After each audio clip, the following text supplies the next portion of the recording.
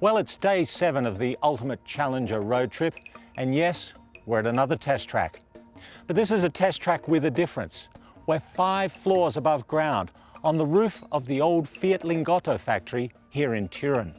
Built in 1923, the Lingotto factory was absolutely unique among auto plants around the world.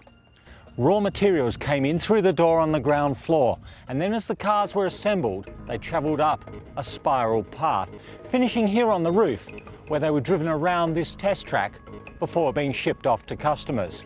Fiat moved out of Lingotto in 1982, and the complex has since been converted to a hotel, conference centre, shopping mall and theatre. And those with a long memory might recall seeing parts of this bank track used in the ultimate car guy chase film, The Italian Job. Italy's Motown is more than just cars and factories, however. The centre of this city boasts some truly elegant architecture. Leaving Turin, we head west, back towards the mountains, and one of the highest, most famous passes in the French Alps, the Col du Galibier. It's picture postcard gorgeous. Most famous as a heartbreaking stage in the Tour de France cycle race, it's also a great test of the Challenger's 420 foot-pounds of torque.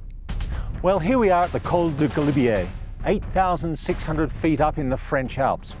Now, a few days ago, I would have told you that the Stelvio Pass was one of the best runs over the mountains here in Europe. But I'd be wrong. The Col du Galibier road is better. It's slightly wider, slightly more open, way faster. The big Hemi oozed its way up the mountain. It really does suit the Dodge Challenger. Well, it's day 8 of the ultimate Challenger road trip, and we're deep in the heart of France, at a place called Clermont-Ferrand. And we're driving on one of the lost jewels of automotive racetracks, the famous Charade circuit.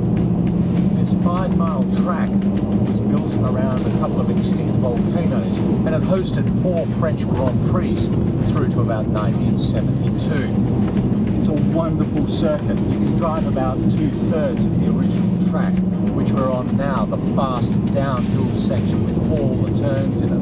This is fantastic. It was described in the time as a slightly faster, twistier version of the legendary Nürburgring Nordschleife. Now, I'm not sure it's as good as the Nordschleife, but seeing as you can drive it for free and there's very little traffic on it, I'll take it. We leave Clermont-Ferrand for a 300-mile run across France to Le Mans. The wide, smooth French auto routes are meticulously maintained.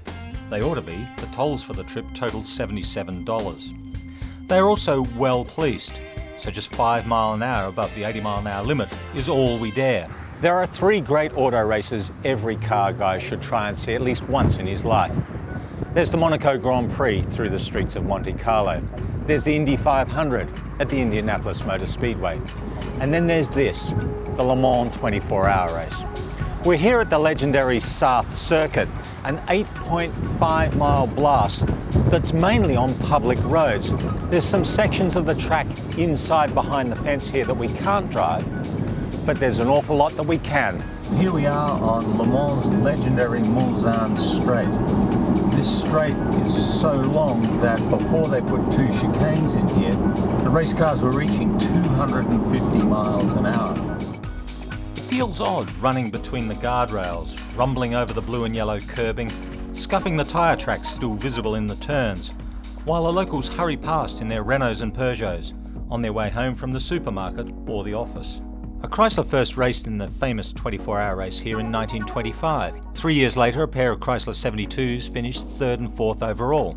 More recently, of course, the Dodge Viper GTSR Coupe was a class winner 3 years running in 1998, 99 and 2000. Clermont-Ferrand and Le Mans, both home to heroes who tested themselves to the limit. Tomorrow, though, we're off to a place where heroes of a different kind help change the world. Well, it's day 9 of the ultimate Challenger road trip, and this is a special moment. This beach behind me looks empty, deserted, quiet. There's hardly anyone here. But 64 years ago, almost to the day, tens of thousands of men were fighting and dying on those very sands. That's Omaha Beach, one of the 5 beaches the Allied forces used to begin the liberation of Europe on the 6th of June 1944. What happened then changed the world, and we're the beneficiaries of it. So it's a privilege to be standing here, looking at that site and remembering the brave men who fought here. Chrysler, along with other American manufacturers, built the engines that powered the Sherman tanks that fought through this countryside. Thanks to numerous D-Day war movies, the stone walls and brick buildings in the small towns we cruise through look eerily familiar.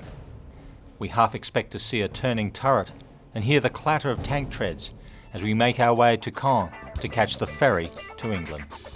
By now we're seasoned European travellers, but our customs inspection at the Brittany ferry port comes as quite a shock after all the friendliness we've experienced. Passports are scrutinised, the trunk is popped, suitcases emptied out onto the street. The guards don't seem to understand that we'd have to be pretty dumb to try smuggling anything in a car that looks like this.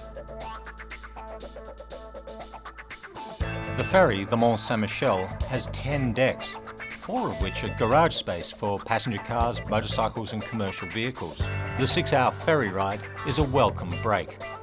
When we pull off into Portsmouth, we're refreshed and ready to hit the wrong side of the road.